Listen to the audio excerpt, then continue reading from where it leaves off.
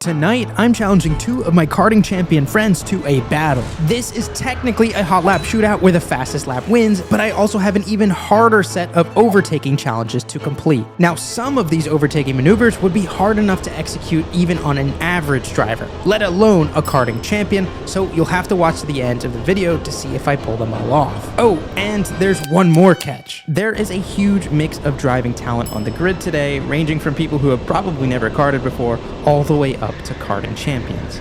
But of course, there are two drivers on the grid I'm most worried about today.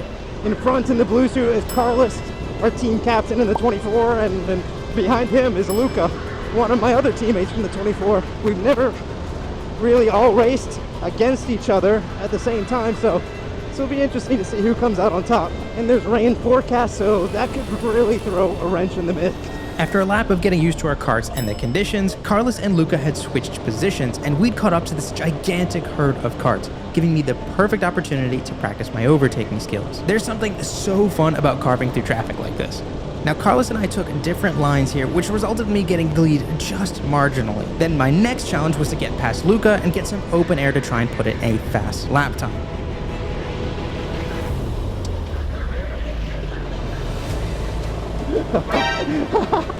But Luca wasn't going to let me pass without a proper battle. Oh, here we go. My former teammates now become my competitors. This should get spicy.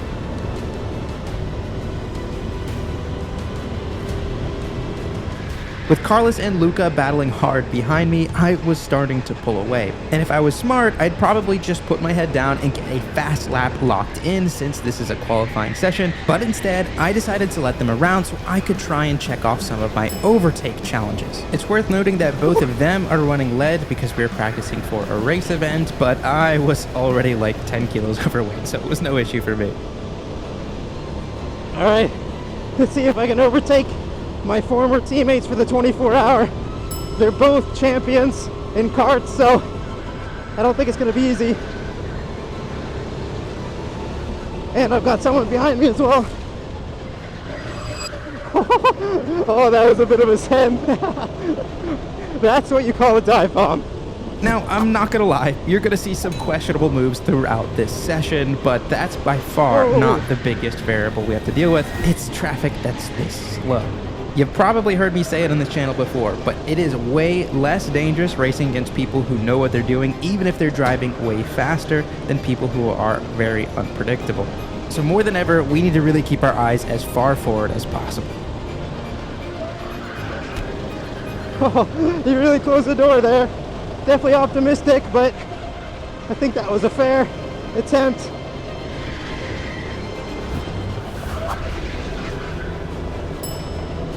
Maybe I'm giving away a little bit too much here, giving them all my moves.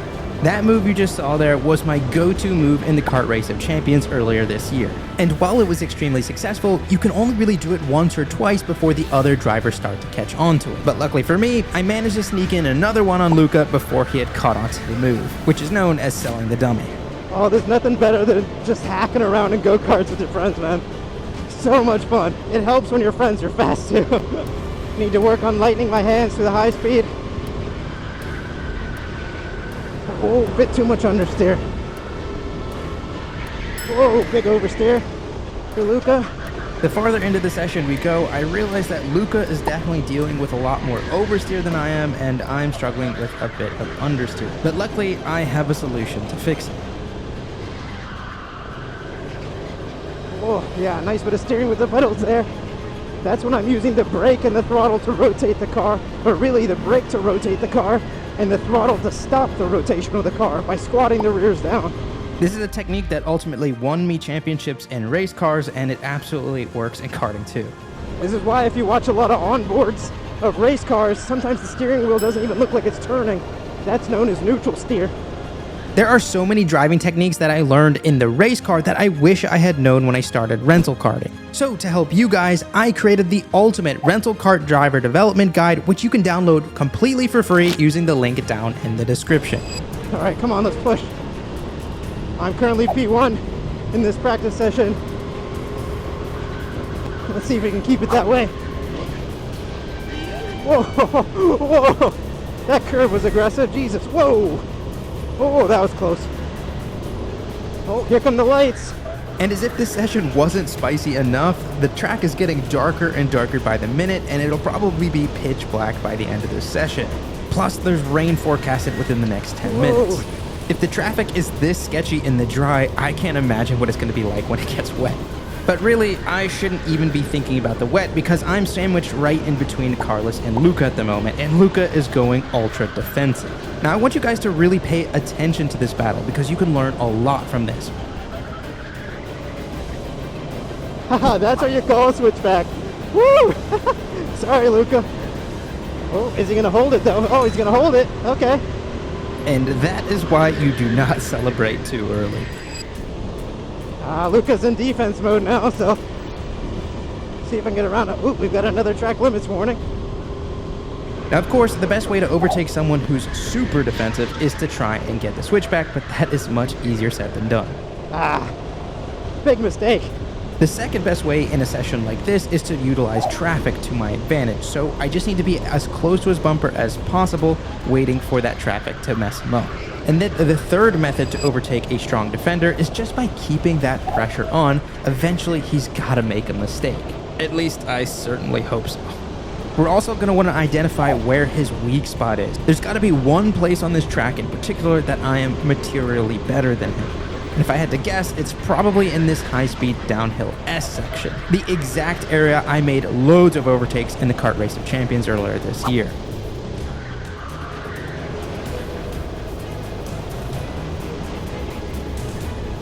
I need to force him into a mistake here, because his defense has been pretty spot on up to this point.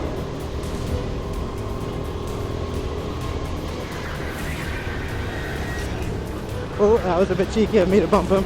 Now, of course, I could just play bumper cars and smash him out of the way, but what's the fun in that? I'll always prefer to outsmart an opponent any day of the week.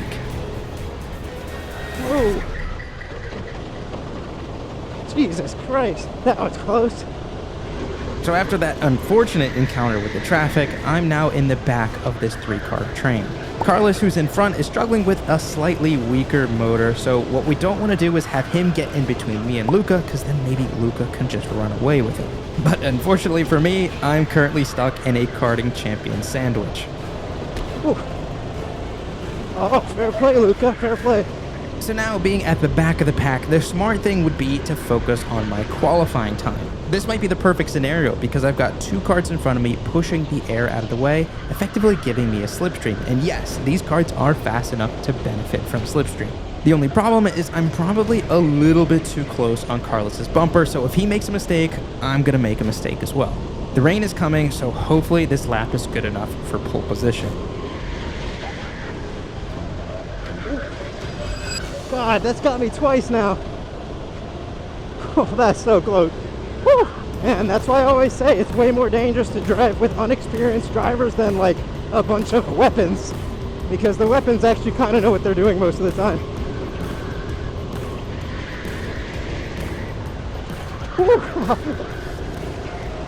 Oh, you gotta love the randos. With the air and track temperature cooling, it was becoming harder and harder to keep temperature in these tires. Whoa. But it's not just the conditions Jesus causing these Christ. drivers to spin. This track is difficult for even the most experienced drivers. This track, especially in the second half of the lap, has a lot of elevation changes, and elevation changes add a lot of complexity. You see, when you drive on a flat track, you're going to have a geometrical optimal racing line, and you're going to have pretty linear steering inputs, but in changing elevations, your driving inputs are going to have to match the track's surface, and that definitely takes a lot more skill. You'll notice how we've seen all these drivers in the yellow helmets only making mistakes in the elevation changes and not in the flat portion. These people look scary. No offense to these people, but you gotta be careful around the NPCs.